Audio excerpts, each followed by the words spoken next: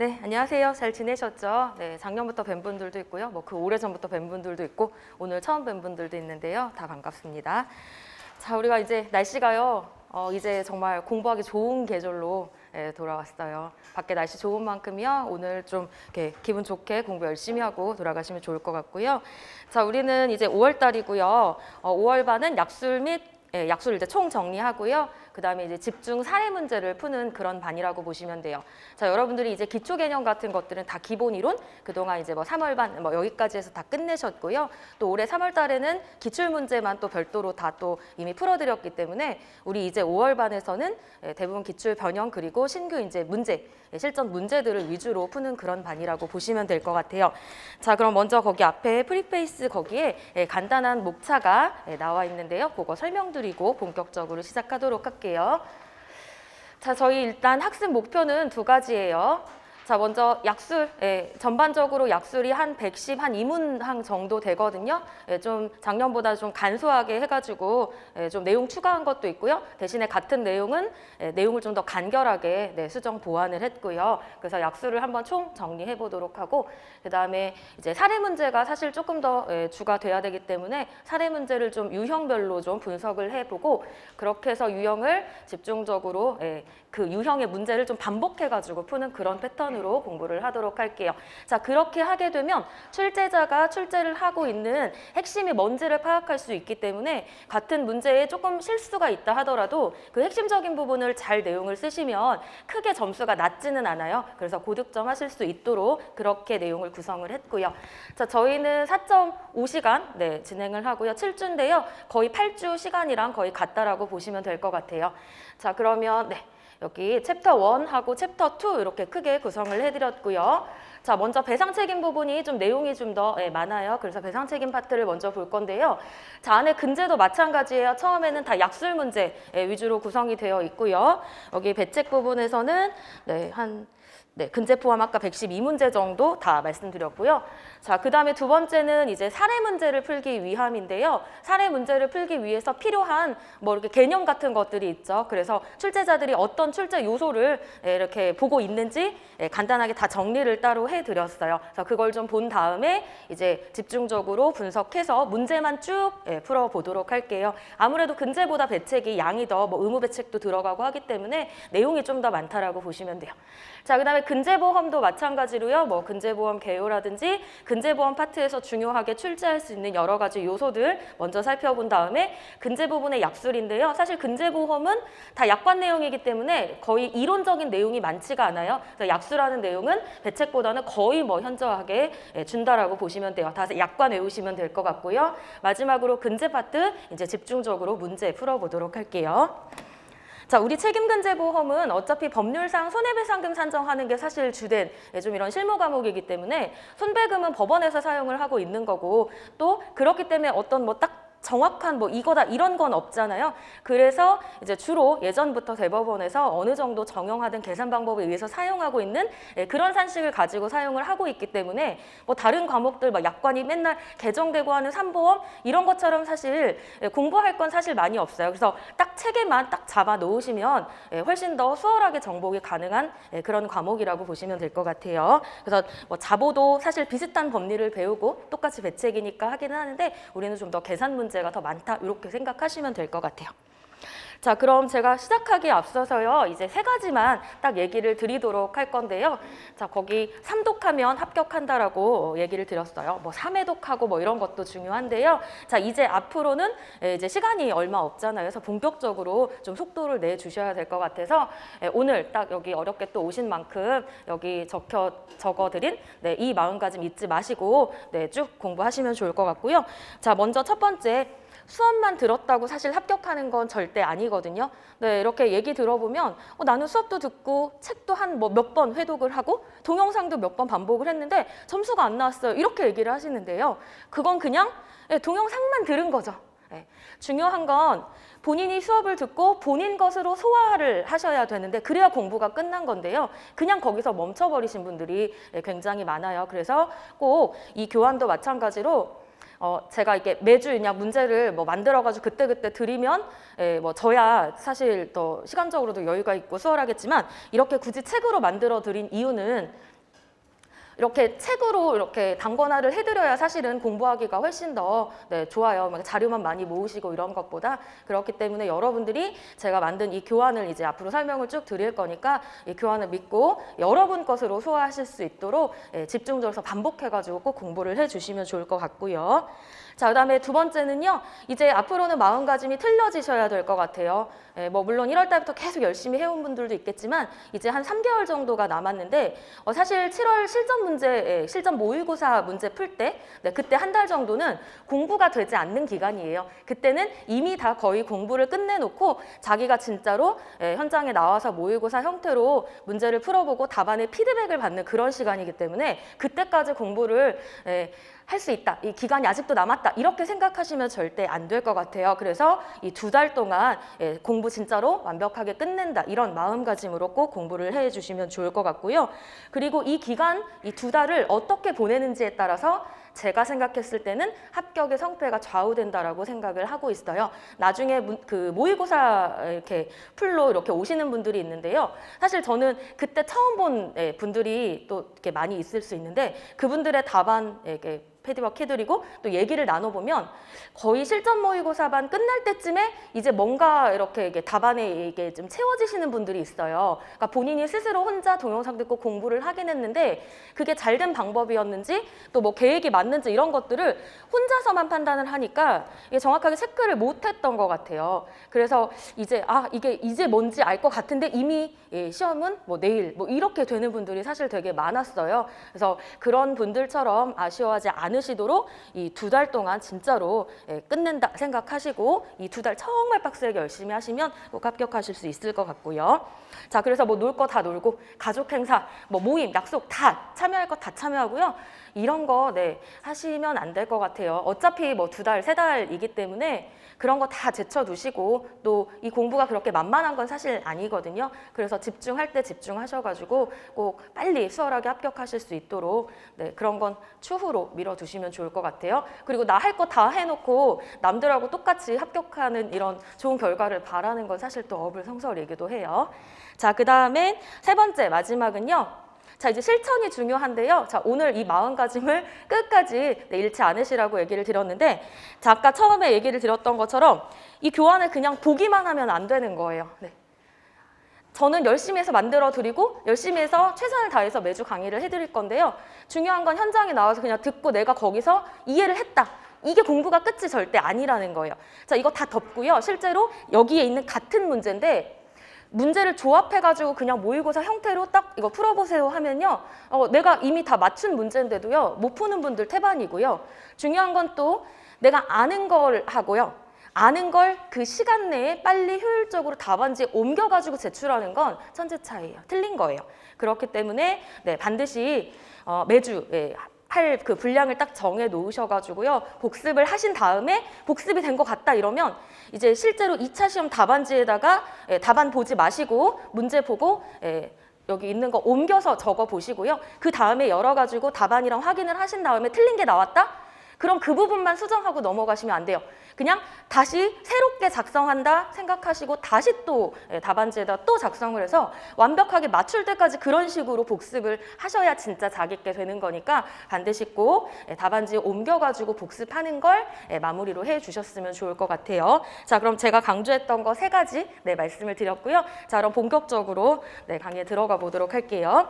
자, 앞에 약술 부분인데요. 저기 약술 부분은 아까 한 112문제 정도 된다라고 얘기를 드렸는데 이걸 이제 하나하나 할 수는 없고요. 제가 대신에 그 난이도별로 뭐 이렇게 별표 하나부터 3개까지 이렇게 옆에 보시면 해드렸거든요.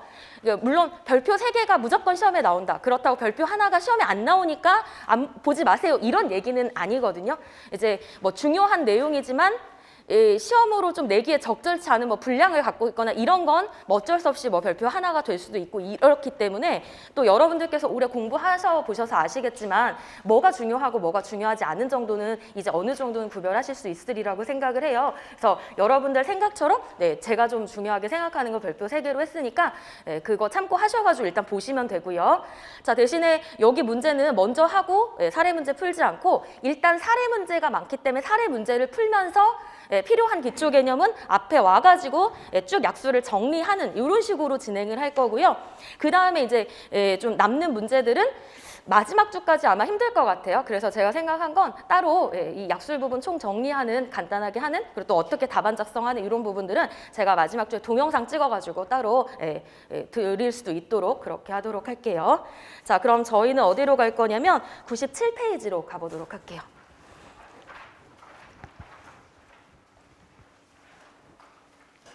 자, 먼저 배상 책임 부분을 본다라고 얘기를 드렸고요.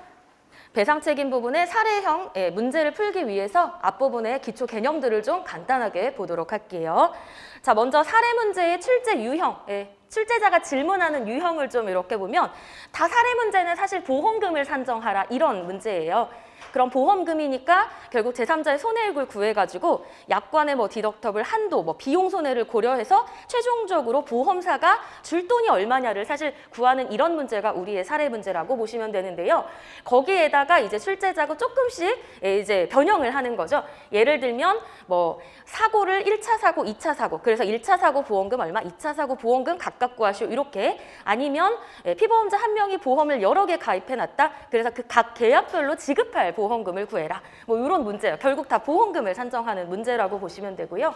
또 뭐 세 번째는 이렇게 복합장애율 부분, 중복장애를 아는지를 또 이렇게 내는 문제인데요. 그 부분의 배점을 별도로 아마 준 것 같아요. 그래서 복합장애율을 구하는 산식을 별도로 답안을 쓰고 그걸 기초로 해서 총 지급보험금을 산정하라 이런 문제들도 가능하다라고 보시면 돼요. 자, 그 다음에 최근에는 또 이런 문제의 형태가 제일 많은 것 같은데요. 자, 각각의 질문에 답하시오 하면서 앞에 부분의 일정 부분은 약술로 쓰는 문제이고요. 그 다음에 그 약술을 기초로 해서 보험금을 산정하는 문제인데 여기에서의 약술은 일단 기본적으로 배상 책임의 법리, 그러니까 뭐 법률 규정 이것만 쓰는 그런 약술 문제도 있었고요. 또 이 법률상 책임하고 약관하고 어떤 관계를 묻는 이런 문제들도 있었고요. 또 피보험자한테 법률상 책임은 발생하지만 약관에서 면책일 수도 있잖아요. 그래서 그 약관의 면책 사항을 적용하는 그런 약술 문제도 여러 가지가 출제가 됐고 그런 내용들을 이제 우리가 조금 뒤에 살펴보도록 할게요. 자, 그 다음에 뭐 그거 가지고 사안의 지급보험금이에요.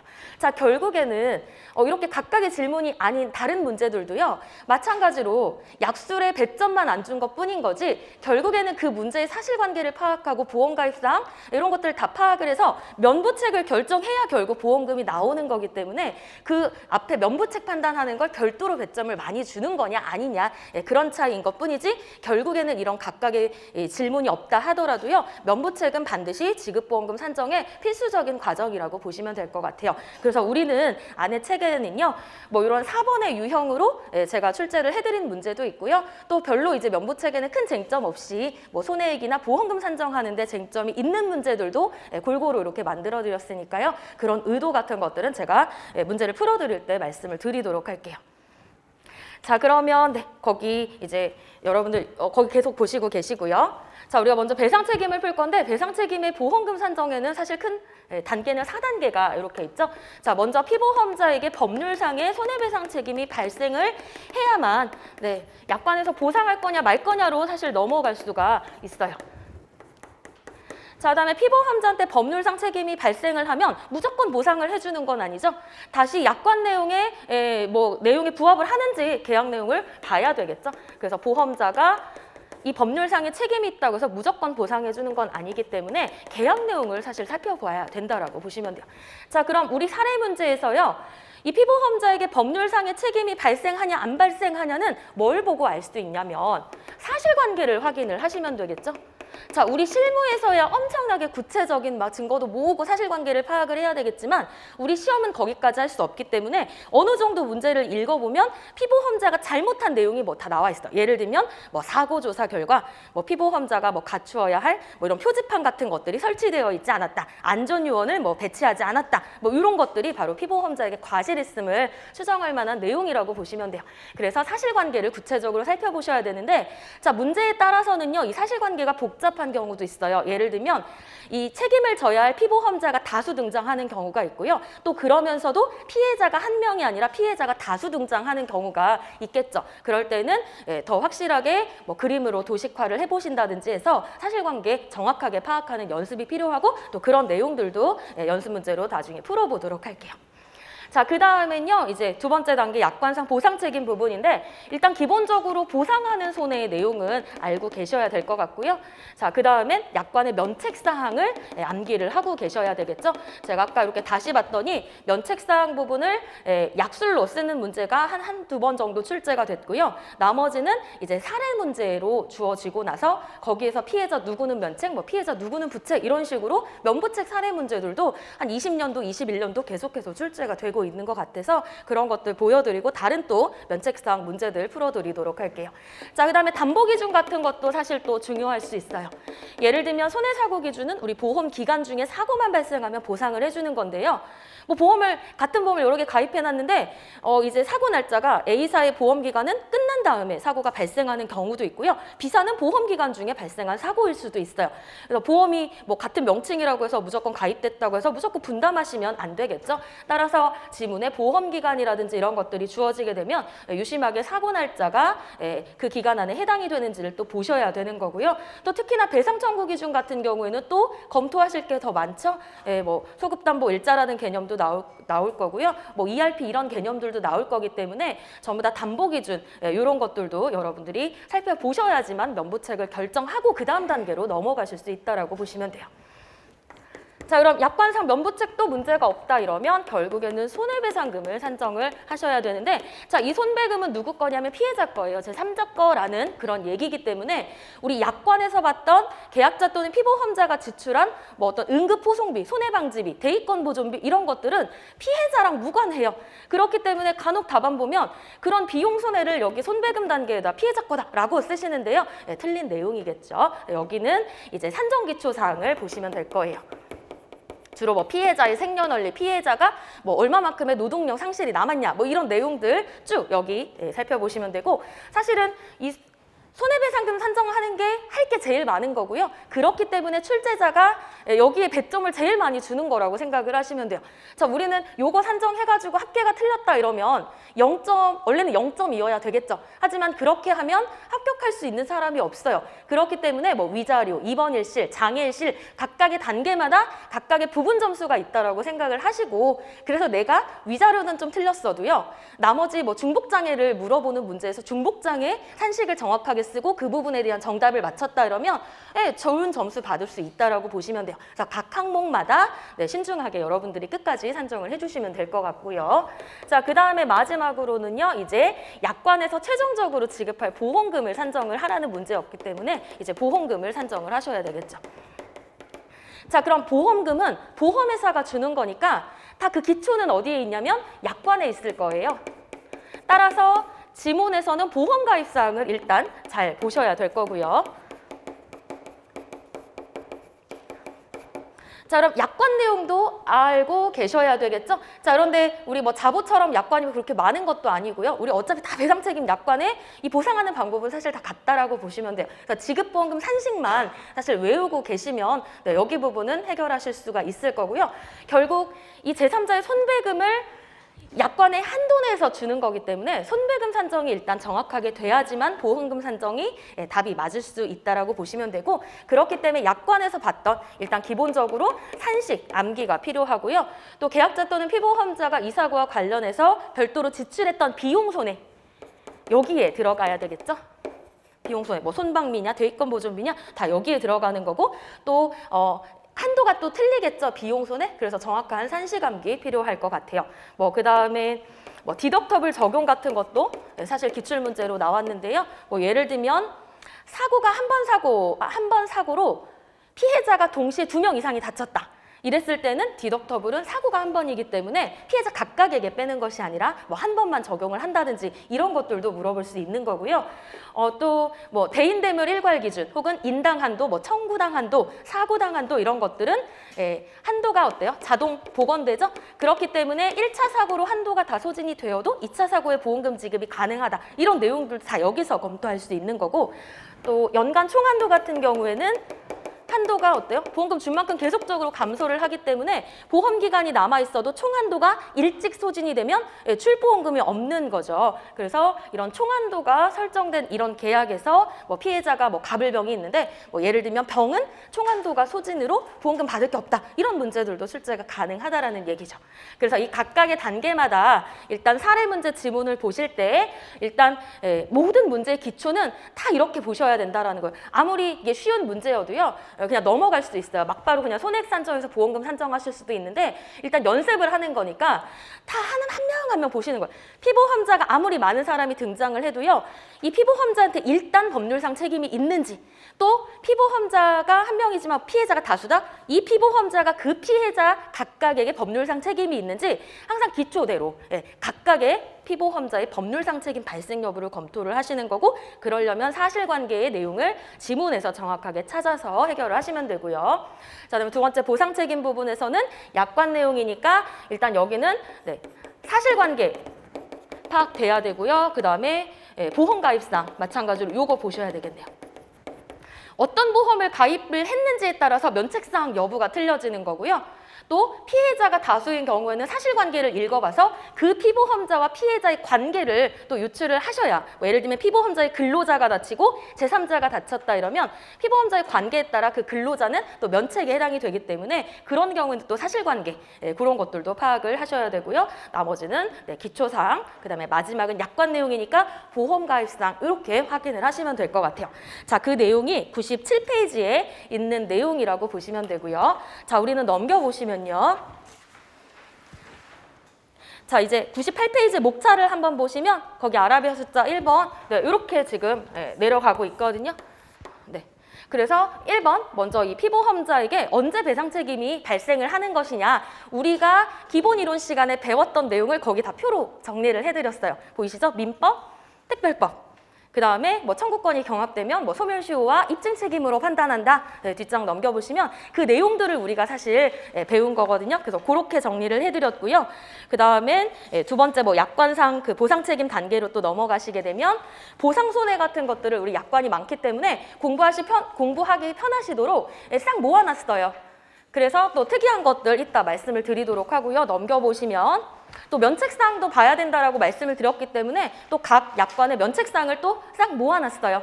그래서 어떤 것들도 출제될 수 있는지 확인을 해드리도록 할게요. 그다음에 담보기준 아까 보라고 얘기를 드렸죠. 두 번째 단계에서 거기 그림으로 정리를 해드렸고요.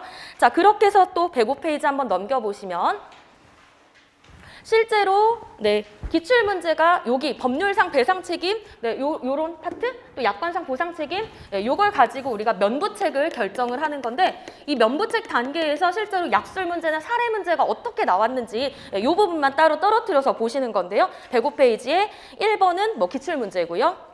또 2번 문제도 법률만 쓰는 기출문제고 3번 같은 경우에는 약관의 면책사항을 아는지 적용하는 기출문제예요. 자, 그러면 우리가 이렇게 기출문제를 봤기 때문에 중요한 건 이런 식으로 이 부분에서 별도로 약술이나 계산 문제가 나올 수 있기 때문에 이제 대비를 하시는 게 중요하겠죠. 그래서 뒷부분은 또 이렇게 간단하게 연습 문제 이런 식으로 구성을 했거든요. 그러니까 그 취지를 이해하시면 되고요. 자, 그다음에 115페이지 한번 가보시면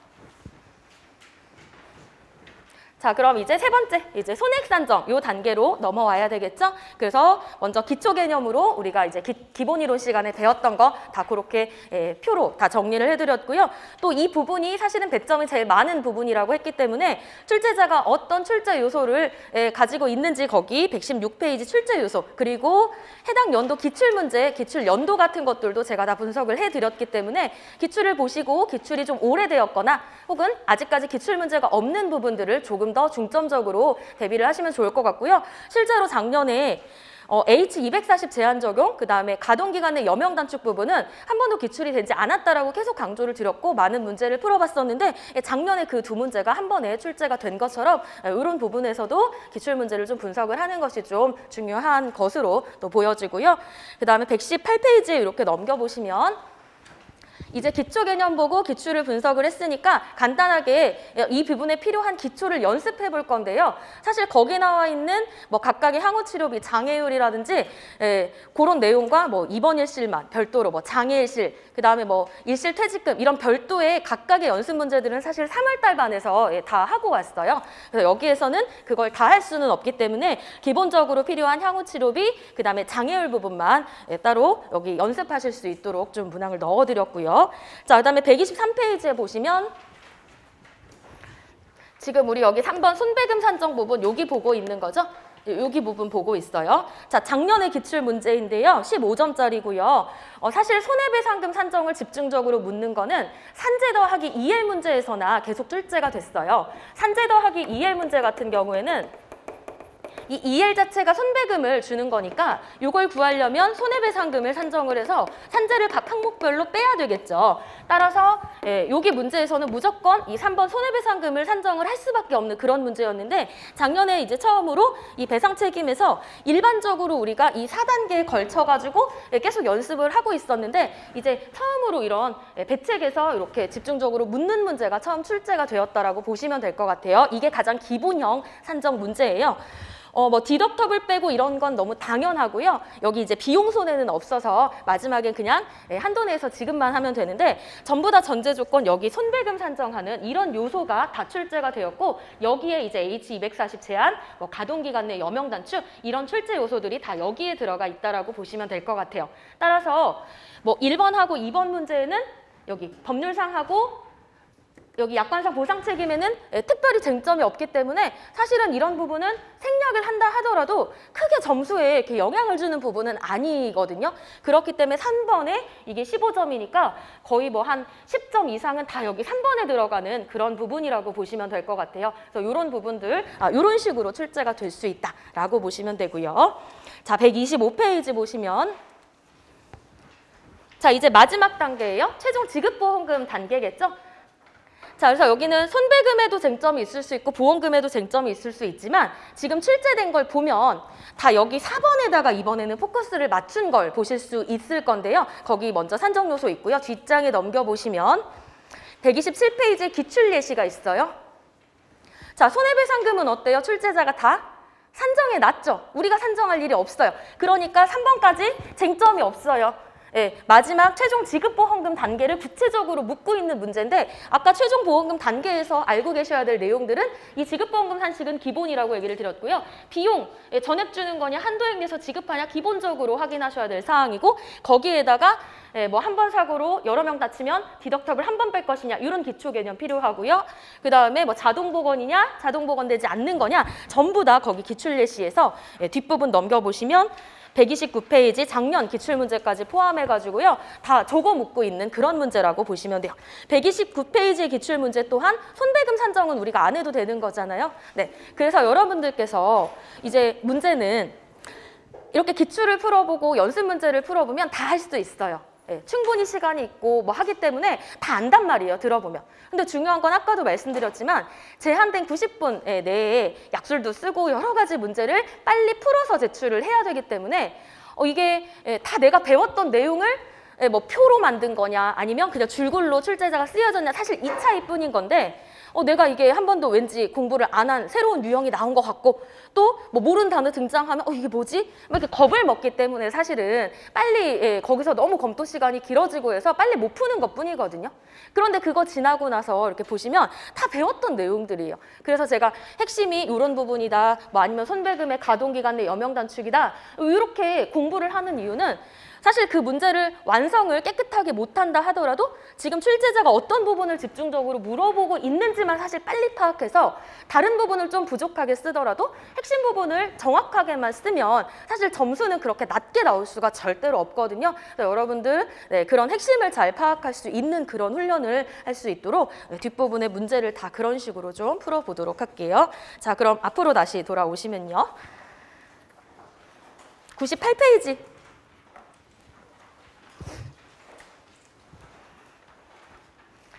98페이지 볼게요. 자, 여기를 하나하나 설명드리는 그런 시간은 아니잖아요. 네, 그러니까 전체적으로 그냥 개요만 보고 넘어가도록 할게요. 자, 먼저 첫 번째 단계죠. 피보험자가 법률상 책임을 있어야지만 그걸 약관에서 보상을 한다라고 했어요. 물론 의무배책에서는 피보험자한테 법률상 책임이 없어도 보상을 하는 일부 약관들이 있죠. 뭐 신배책이라든지 다중이라든지 재난 이런 것들이 있는데 그런 것들을 사실 제외하고는 모든 배상 책임은 기본적으로 피보험자한테 법률상의 손배 책임이 있어야지만 그걸 약정으로 보상해준다라고 정해져 있어요. 자, 그럼 어떤 경우 피보험자한테 법률상 책임이 발생을 하는 것이냐? 사인 간의 생활관계 기본으로 규율하는 민법에 그 규정이 나와 있고요. 여러 가지 중에 우리는 대부분은 다 불법행위 책임이라고 배우셨을 거예요. 자, 불법행위는 계약관계가 아닌 자 사이에서 적용할 수 있는 거고요. 채무불이행 계약 책임은 계약관계 있는 자 사이에서만 적용이 될 수 있는 거라서 사실관계 읽어봤는데 뭐 피해자하고 피보험자하고 어떤 계약관계가 없다? 그런데 거기에다가 채무불이행이 어쩌고? 쓰면 그건 틀린 거겠죠? 그럴 때는 전부 다 불법행위에서 답을 찾으시면 될 것 같고요.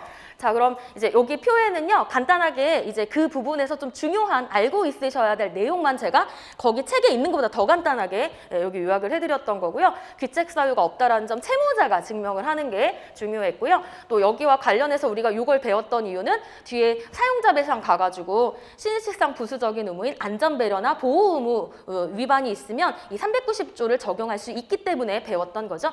자, 피보험자는 이렇게 민법상의 책임을 제3자에게 부담할 수 있기 때문에 그러한 배상 책임 리스크를 담보하기 위한 평소에 배상 책임 보험을 가입할 수 있다. 그래서 이런 390조의 책임을 담보하는 보험이 대표적으로 의사배책하고 우리가 배웠던 건 EL특약이 있었어요. 따라서 이 EL특약의 사안을 검토를 할 때 피보험자에게 이 채무불이행 책임 위반이 있는지 없는지를 검토하시면 돼요. 물론 이 사용자한테 법률상 불법행위 책임도 있을 수도 있지만 대부분은 사실관계 그렇게 돼요. 안전모자를 지급하지 않았다. 안전화를 지급하지 않았다. 아, 신의칙상 부수적인 의무인 390조를 위반한 것으로 볼 수 있겠구나. 그럼 법률상 책임에 그 내용을 써주시면 되는 거고요. 자, 그다음에 나머지는 다 불법행위라고 얘기를 드렸고요. 자, 불법행위에서는 검토를 750조 대 나머지를 검토를 하셔야 되겠죠. 자, 750조가 가장 일반적인 불법행위고요. 귀책 사유가 있다라는 점은 피해자가 스스로 증명을 해야 되기 때문에 피해자한테 입증 책임 면에서 불리하다라고 보시면 되겠죠. 자, 여기에서는 성립 요건 4가지가 중요했어요. 성립 요건 4가지 중에 한 가지라도 결여하면 그 가해자는 책임을 지지 않는다라고 보시면 되겠죠. 자, 그다음에 이러한 피보험자의 750조 배상 책임은 모든 배상 책임에서 다 담보하는 손해에 해당이 되는 거고요. 자, 나머지는 특수한 유형의 불법행위 책임이었고요. 특수한 유형의 불법행위 책임을 공부하실 때에는 어떻게 공부하시면 더 쉬워요, 여러분? 하나하나를 막 이렇게 보시기 앞서서 좀 주 내용이 어떤 거였어요? 네, 귀책 사유 입증 책임을 누가 지느냐? 입증 책임. 그래서 여기 피해자에게서 가해자로 전환된 경우가 있었잖아요. 이게 주로 특수불법행위에 나오는 거여서 뭐 755조, 756조, 758조의 점유자, 759조는 전부 다 가해자가 그 증명을 해야 되기 때문에 피해자 입장에선 더 수월한 거겠죠. 그 다음엔 757조하고 760조가 남는데요. 757조는 도급인하고 수급인하고 사용자 관계가 아니다. 그래서 도급인은 756조 사용자 책임을 안 지는 거다. 그런데 예외가 있다. 이런 내용이었고요. 760조는 공동불법행위자 연대 책임이기 때문에 가해자, 즉 피보험자가 다수가 등장을 하는 그런 사안에서는 연대 책임 얘기가 나오고 연대 책임은 피해자한테 더 유리하다라고 얘기를 드렸어요. 자, 일단 주 내용은 요거이기 때문에 이런 식으로 간단하게 이미 기본 이론 다 들으시고 공부를 다 하셨기 때문에 지금 딱 이렇게 요약하는 거 정도까지는 여러분들이 다 이미 되어 있으셔야 될 것 같아요. 자, 그래서 여기 입증 책임 뭐 전환이냐 뭐 이런 내용들을 다 써드렸고요.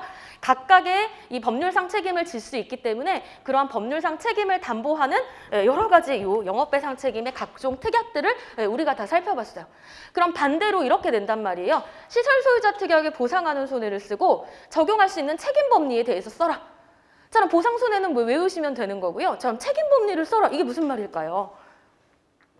결국 시설 소유자 특약에서 왜 부책이 되는 거냐? 피보험자가 어떤 법률 규정을 위반했기 때문에 그걸 보상 손해로 한다라고 했느냐? 그걸 쓰는 거예요.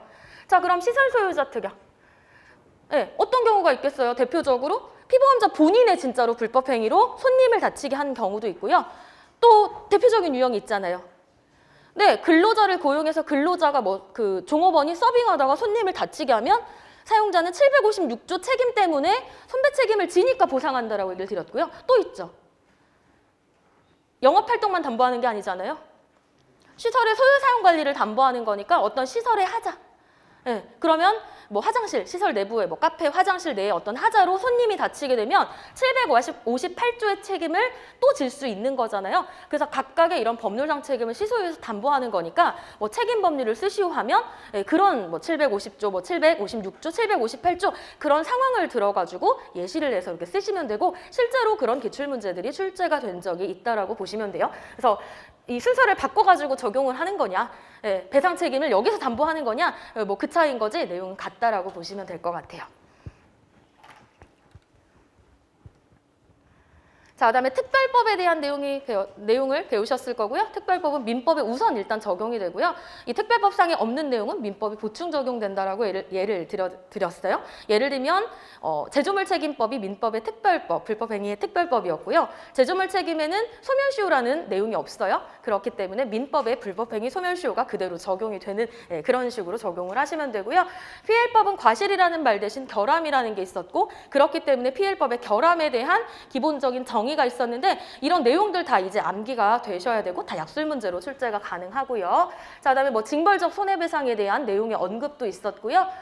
또 제조업자가 그 제조업자를 피해자가 알 수 없을 때에는 꼭 제조업자만 책임을 지는 것이 아니라 공급업자도 책임을 질 수 있다. 그래서 사례 문제 같은 것들 나중에 적용할 수 있고요. 자, 그다음에 여기서 중요했던 내용은 이 결함에 대한 그 입증 책임을 누가 지는 것이냐. 물론 피해자가 지는데 법에서는 피해자는 세 가지만 증명하면 된다라고 했기 때문에 입증 부담을 많이 완화시켰던 그런 내용이 있고요. 여기 제조물 책임법에서도 각각의 내용들을 이렇게 약술로 쓰는 기출 문제가 사실 몇 번씩이나 출제가 되었다라고 보시면 될 것 같아요. 자, 그다음에 우리 의료가호 책임도 배웠고요. 의료가호 책임에 대한 내용은 사실 어려울 건 전혀 없어요. 그래서 얘는 의료가호의 판단 기준은 의사가 주의 의무를 위반했냐, 설명 의무를 위반했냐라는 거고요. 뭐 주의 의무, 설명 의무를 계약 관계를 위반한 것으로 보면 390조 책임이 있는 거고요. 그다음에 뭐 750조로도 책임을 물을 수 있다. 그러면 390조, 750조에 각각 적용됐던 내용들은 우리가 이미 다 배웠던 내용이라고 보시면 돼요. 자, 그럼 약술 문제가 기본적으로 750조의 성립 요건이 아까 중요하다라고 얘기를 드렸고 그게 제일 많이 쓰인다라고 말씀을 드려서 그게 제일 먼저 출제가 되었던 건데 뭐 이제 390조하고 750조의 뭐 공통점 차이점을 비교해서 쓰실 수 있죠.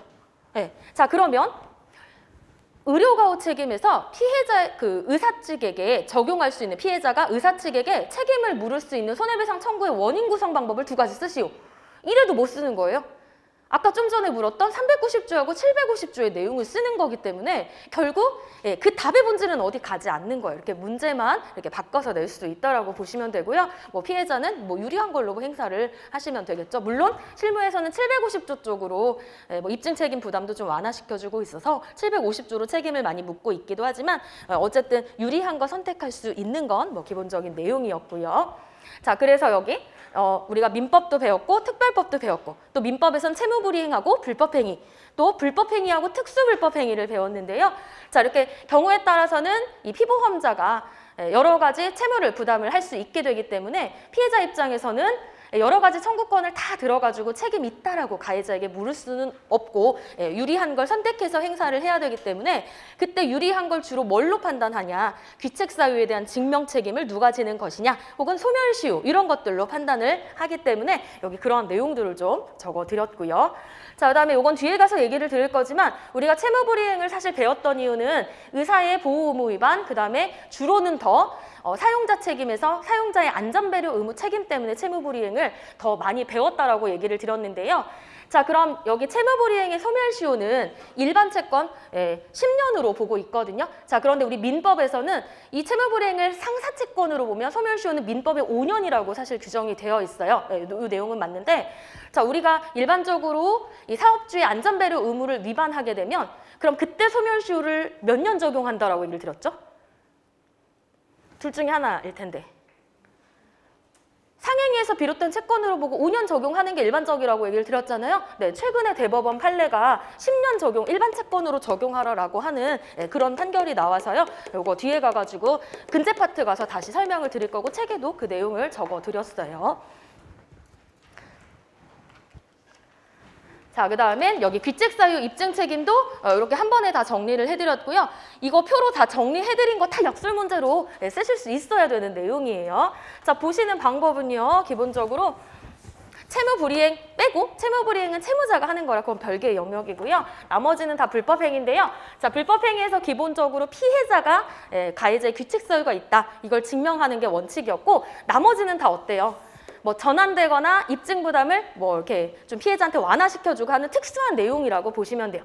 그래서 여기 특수불법행위에서 입증 책임이 아예 가해자에게 전환된 거니까 사실은 이 입증 책임 면에선 특수불법행위로 책임을 묻는 것이 피해자에게 더 유리할 것이고요. 그 다음엔 여기 피해법 같은 경우에는 피해자가 요거는 책임을 지지만 세 가지만 증명을 하면 되기 때문에 피해자 입증 부담이 완화가 된 사실이 있고요. 그리고 채무불이행 같은 경우에는 390조로 물으면 채무자가 하면 되고요. 750조는 피해자가 하는 건데 법원에서는 피해자에게 입증 부담을 좀 완화시켜주고 있다라고 보시면 되겠죠. 그래서 원칙하고 예외적인 내용 이렇게 크게 비교를 해 가지고 계시면 되고요. 그다음에 앞에 이제 약술 문제는 이렇게 뭐 예를 들어서 입증 책임 부담에 대해서 뭐 특수불법하고 뭐 불법행위 책임에 대해서 뭐 약술을 하시고 이런 식으로 다 정리를 해드렸으니까 나중에 이렇게 쭉 보시면 될 것 같아요. 자, 이게 법률 관계는 뭐 다 우리가 그냥 외워야 되는 내용이니까요. 넘어가고요. 자, 이제 101페이지의 약관상 보상 책임 부분을 보도록 할게요. 자, 이제 두 번째 단계 보는 거죠.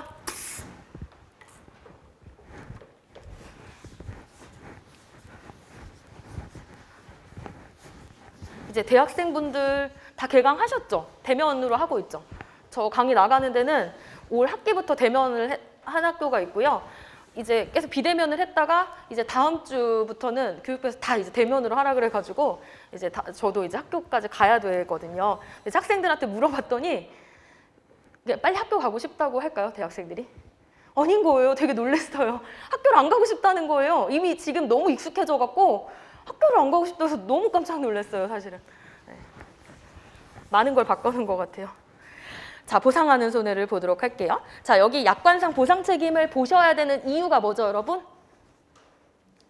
네, 일단 약술 문제도 낼 수 있는 거고요. 그 다음에 지급보험금을 산정을 할 때에도 기본적으로 그 단계를 거쳐야 되기 때문에 사례 문제를 위해선 당연히 면부책을 결정을 해야 되고 또 약술 문제만 별도로 냈다라고 얘기를 드렸잖아요. 그렇기 때문에 어떤 것들을 확인해야 되냐면 기본적으로 담보 손해가 뭐냐, 그리고 주요 면책사항이 뭐냐, 그 다음에 담보 기준, 이 부분을 여기 약관상 보상 책임에서 확실하게 여러분들이 알고 가셔야 된다는 거예요. 자, 이런 내용을 알고 계셔야 이제 뒤에 쭉 연습 문제를 한 번에 풀 수 있어요, 여러분. 자, 그럼 먼저 보상 손해를 쭉 제가 모아놨거든요. 자, 일단 국문 영업배상 책임이 가장 주가 되는 보험들이고요. 그중에 시설소유자 특약이 가장 대표되는 특약이고요. 이 시설소유자 특약만 일단 외워놓으면 시설 소유니까 어떤 시설장을 갖춘 피보험자가 있을 거예요. 그래서 학교 시설, 체육업자 시설, 그런 보상 손해는 다 어때요? 똑같다라고 얘기를 드렸어요. 그게 그 시설이 학교 시설이냐 체육 시설이냐 이것만 틀릴 뿐인 거지 보상하는 구조는 다 같아서 거기 시설 소유자, 소유 사용 관리하는 시설. 그렇기 때문에 아까 뭐 카페 화장실에서 어떤 하자 때문에 손님 다친 거 보상할 수 있는 거고요. 또 그 시설의 용도에 따른 업무 수행이니까 피보험자가 손님에게 불법행위 책임을 가하거나 아니면 직원을 고용해가지고 그 직원의 불법행위 때문에 사용자 책임을 지는 거, 업무 수행, 거기에서 다 보상이 되는 거라고 생각을 하시면 돼요. 자, 그 다음에 밑에 주차장, 차량 정비 이런 것들 보세요. 주차시설, 그리고 그 주차시설의 소유사용 관리일 거고요. 그 주차시설의 용도에 따른 업무 수행일 거고요. 같다라는 거예요, 구조가. 그래서 외우실 때 이렇게 외우시면 돼요. 차량 정비도 마찬가지겠죠? 차량 정비 시설의 소유사용 관리, 차량 시설의 업무 수행, 요거예요. 자, 그다음에 건설기계업자 특약은 중장비 및 용도에 따른 업무 수행 중, 뭐 중장비를 가지고 어떤 시설을 뭐 소유 사용 관리할 수가 없으니까 이 중장비를 뭐 운전하다가 사고가 난 것들을 보상을 하는 거겠죠. 그리고 구종중기는 영업배책에서 제외하고 있어요. 대인배상원의 가입 대상이니까 구종은. 자, 그 다음에 우리가 볼 건 이제 군해치료비 추가 특약을 보도록 할게요. 거기 아까 기본적인 거 빼고요. 자, 군해치료비에서는요, 기억하셔야 될 건 일단 피보험자가 그 보험에 가입한 그 시설 구내에서 발생한 사고만 보상이 되는 제한이 되고요. 또 뭐만 보상해 준대요? 치료비만 보상해 준대요. 그렇기 때문에 보상되는 치료비의 범위가 어때요? 다 약관에 들어가 있어요. 뒤에 가면 연습 문제 풀어보도록 할 거고요. 자, 그 다음에 중요한 건 법률상 책임이 없을 때 치료비만 준다라는 점인 거죠. 자, 그럼 이 군해치료비는 추가 특약이기 때문에 단독으로 가입할 수가 없어요. 어떻게 가입해야 돼요? 네, 기본적으로 시소유 특약을 가입하면서 필요하면 이 군해치료비를 선택하는 이런 구조라고 보시면 돼요. 자, 그럼 이게 본담보 특약인 거고요. 이제 이게 추가 특약인데 피보험자한테 법률상 책임이 있다. 이러면 본담보에서 보상이 되는 거고요. 피보험자한테 법률상 책임이 아예 없다 이러면 추가 특약에서 담보 책임이 발생하는 거라고 보시면 돼요. 그래서 일단 이 부분이 중요했고요. 그 다음에 그 치료비의 범위. 이런 군해치료비 추가 특약의 보험금을 산정하시오. 사실 이런 문제도 간단하게 낼 수 있을 것 같거든요. 그래서 뒤에 만들어 놓기는 했어요. 자, 그 다음에 면책사항. 그래서 이 내용을 알고 계셔야 이제 군해치료비의 사례 문제도 풀 수 있고 또 약술 문제도 가능해요. 실제로 이 신체 손사로 통합되기 이전에 우리 요 책임근제는 일종 손사의 영역의 한 부분이었는데 제가 이렇게 쭉 보니까 그 일종 손사 때 냈던 그 약술 문제들을 거의 내는 것 같아. 예, 거의 그러고 있더라고요. 그래서 그때 이 군해치료비 추가 특약에 뭐 이런 보상손해 그리고 왜 가입을 하냐 뭐 이런 걸 쓰라. 그리고 뒤에 가면 그 시질 C하고도 어때요? 같은 내용이잖아요. 그래서 그거 차이점 비교하는 그런 문제를 출제를 한 적이 있거든요. 뭐 아직까지 나오지 않았고 뭐 내용이 어렵지 않기 때문에 약술 문제 이따 정리를 해드리도록 할게요. 그건. 자, 그 다음에 도급업자 특약이 있어요. 도급업자하고 일부 공사 추가하고 발주자는 뭐 세트로 그냥 같이 생각을 해주시면 될 것 같고요. 자, 일단 도급업자 특약은 뭐예요, 여러분? 공사를 하는 중 사고를 담보하는 거예요. 공사 중 사고라고 생각하시면 돼. 뭐 이게 꼭 건설공사뿐만 아니니까 작업 중 사고를 담보한다. 작업 중. 그래서 시설 소유자하고 도급업자 특약하고 가장 큰 차이가 뭐예요, 여러분? 이 시설에 관련해서 시설의 소유 사용 관리를 지금 똑같이 보상을 하는데요. 어떤 차이가 있는 거예요? 아까 그 기출 문제에 이것도 쓰라는 게 있었어요. 시설 소유자하고 도급업자 특약하고 차이점을 써라. 시설의 소유 사용 관리는 같잖아요. 근데 그 시설이 틀려요. 어떻게 차이가 있죠? 얘는 완성된 시설이에요. 공사를 다 끝내고 완성된 시설을 피보험자가 카페로 운영을 하던 중. 자, 얘는 아까 제가 공사 중이라고 했기 때문에 작업 중이기 때문에 작업 중인 그 시설의 소유 사용 관리 이게 틀리다라는 거예요. 그래서 시설 소유자 특약의 면책사항 보면 뭘 면책하고 있어요? 이제 외우셔야죠. 시설의 수리, 개조, 신축, 철거 공사. 네, 공사 중 사고 면책하고 있잖아요. 왜냐하면 이 도급업자 특약이라는 별도의 부분에서 보상을 할 거기 때문에 여기서 또 보상을 할 수가 없어요. 그래서 이런 차이점, 관련성들이 있으니까 보시면 될 것 같고요. 여기 꼭 작업 수익 이거 잘 체크를 하시면 돼요. 왜 그러냐면 뒤에 가면은 제가 그 도급업자하고 생산물 배치의 그 완성 작업 위험 담보하고 담보를 같이 드릴 거예요. 그래서 사실관계를 읽고 어느 보험에서 보상 책임이 발생을 할 거냐 이걸 물을 거거든요. 그러면 이 내용을 알고 계셔야 된다라는 뜻이에요. 자, 그다음에 일부공사 추가특약 같은 경우는 이름이 추가특약이니까 얘는 또 언제 단독으로 가입할 수가 없죠? 언제 가입해요? 도급업자 특약을 가입한 사람이 필요하면 추가특약을 가입을 하는 건데 도급업자 특약에 면책사항이 있어요.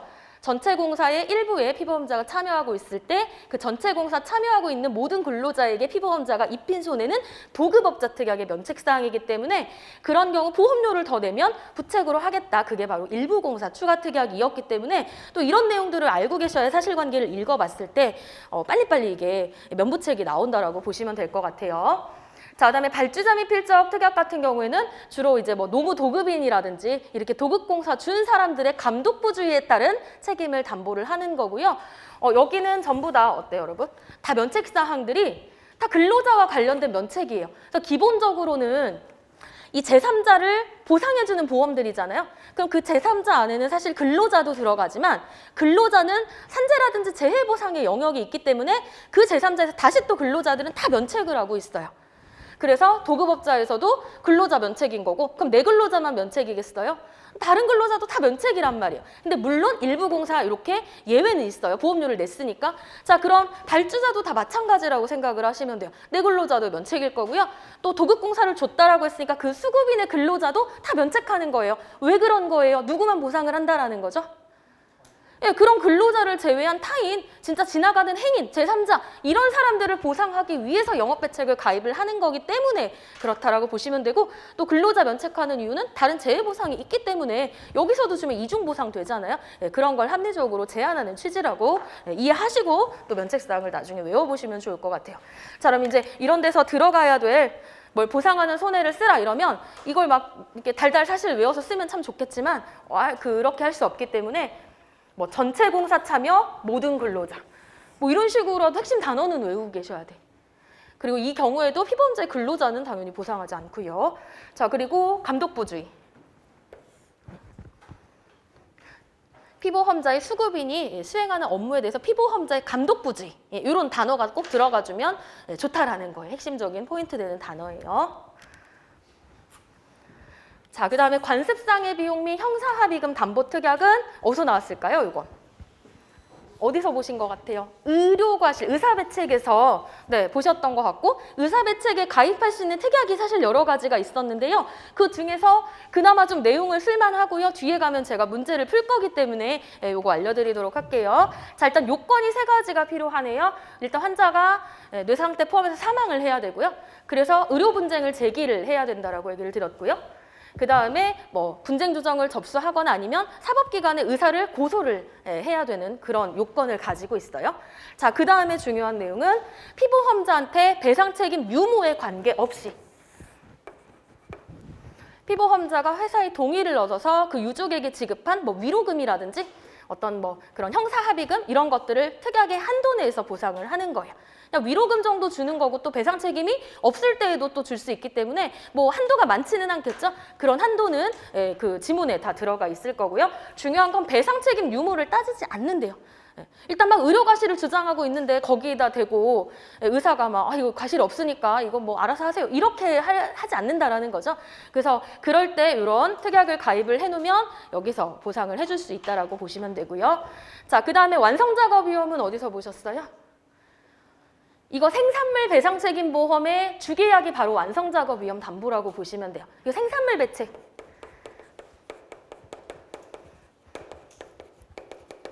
생산물 배책은 피보험자인 제조업자가 제조, 판매, 공급 또는 시공한 생산물이 어떻게 돼야 돼요? 그 생산물이 생산물 자체 손해가 아니라 생산물이 다 만들어지고 나서 소비자에게 양도가 돼야 돼요. 소비자한테 넘어가서 소비자들이 쓰다가 그 결함 때문에 입은 손해를 보상을 하는 거죠. 그래서 타인에게 양도된 후 제조업자가 만들어내고 있는 단계에서의 사고이면 아니 이건 보상이 안 되는 거라는 거잖아요. 양도된 후가 중요하고요. 자, 그래서 여기 보시면 피보험자가 제조, 가공한 생산물 및 그리고 시공한 작업도 이 생산물 배책에서 보상하는 손해에 해당이 돼요.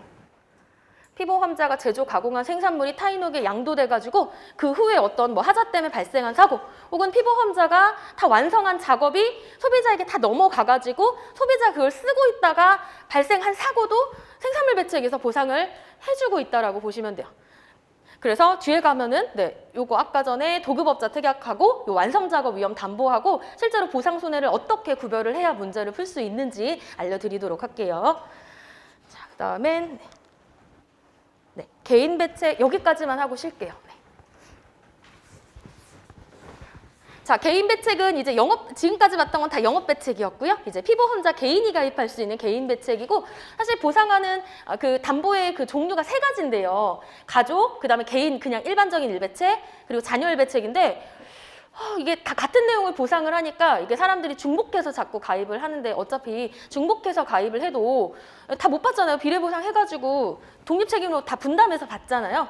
그렇기 때문에 이제 예전에 그 금감원에서 중복해서 가입을 못하도록 보험사에다 다 그 공고를 냈거든요. 그래서 실제로 가족 일배책만 거의 지금 판매를 하고 있는 것 같아요. 어차피 가족 일배책의 범위가 사실 제일 넓어가지고요. 네, 그런 것 같은데 그건 잘 모르겠어요. 어차피 지문에 피보험자가 일배책도 가입하고 가족 일배책도 가입했다 이렇게 나올 수도 있는 거고 뭐 자녀, 가족, 일배책 다 가입했다라고 나올 수 있는 거니까 우리는 지문에 충실하게 뭐 실제 뭐 어떻게 판매하고 있는지는 설계의 영역이니까 우리가 신경 쓰실 부분은 아니라고 보시면 돼요. 자, 그럼 보상하는 손해는 같잖아요. 근데 뭐가 틀렸죠? 그 세 종류가? 네, 피보험자의 범위가 좀 틀렸고요. 또 면책사항도 거의 비슷한데 가족하고 그냥 일배책하고 네, 자녀하고 이렇게 면책사항을 좀 구별을 해드렸었고요. 계속 공부를 할 때. 그 다음에 틀린 점은 피보의 범위였었어요. 이런 거 기본적으로 다 약수를 하시고 또 알고 계셔야지 사례 문제 다 면부책 풀 수 있는 내용들이었고요. 자, 다음에 한 가지 알려드릴 내용은요. 제가 앞에 약술 부분을 요걸 다 정리를 해놨거든요. 약술 문제는 이 바뀐 약관으로 제가 다 써놨는데 여기 지금 보상하는 손해 101페이지 개인 배책에는 이 바뀐 내용을 제가 못 적어놨더라고요. 이게 최근에 아주 최근에 바뀐 건 아니고 조금 변경된 지가 된 것 같아요. 그래서 일단 가족 일배책을 주로 팔고 있으니까 가족 일배책의 약관인데 어차피 보상 손해가 일배책, 가족, 자녀가 다 똑같기 때문에 다 같은 내용이라고 보시면 돼요. 자, 일단 어차피 책 앞에 있는 내용이니까 설명 들으시면 돼요, 여러분. 자, 먼저 보상하는 손해가 뭐였어요, 여러분? 주택하고 주택의 소유, 사용, 관리하고 일상생활이었잖아요. 뭐 일상생활은 이제 똑같은 거고요. 자, 이 부분에서 이제 변경이 있는데요. 이 주택은 어떤 주택이죠? 주거용으로 사용하고 있는 또 있잖아요, 요건이. 주택 여러 채일 수도 있잖아. 증권에 기재된 것만 줘야죠. 증권에 기재. 네. 자, 이 내용은 똑같아요, 여러분. 똑같아요. 자, 이제 추가된 건 뭐냐면 이런 경우가 있잖아. 피보험자가 전세를 준 거예요. 아니면 임차 이런 식으로. 네. 그러면 그 주택도 보상을 하겠다라는 거예요. 이해되세요? 피보험자 여기 주택의 소유자인 피보험자가 임대 등을 통해서 그 주거를 허락한 자가 살고 있는 그 주택도 네, 보상을 해주겠다는 뜻이에요. 그냥 한마디로 전세 준 집 있잖아요. 네. 내가 임대인이고 내가 전세 준 집, 그 집의 어떤 소유사용 관리에 기인해서 사고가 날 수도 있죠. 그래서 여기 네. 쉽게 얘기하면 임대 준 그 주택도 이제 포함이 된 거예요. 근데 중요한 건 둘 다는 안 되고요. 둘 중에 증권에 기재된 것만 선택하면 되는 거예요. 이해되셨죠? 네, 이렇게. 자, 그러면 뭐만 추가해서 그 밑에 쓰시면 되냐면 이 내용만. 앞에 내용은 다 같아요.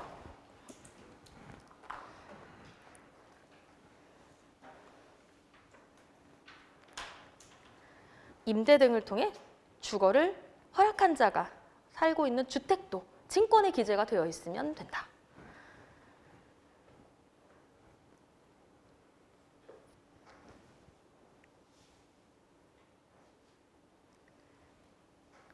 일단 여기까지 쓰고요. 쉬었다가 그러면 그 약술 문제 보도록 할게요.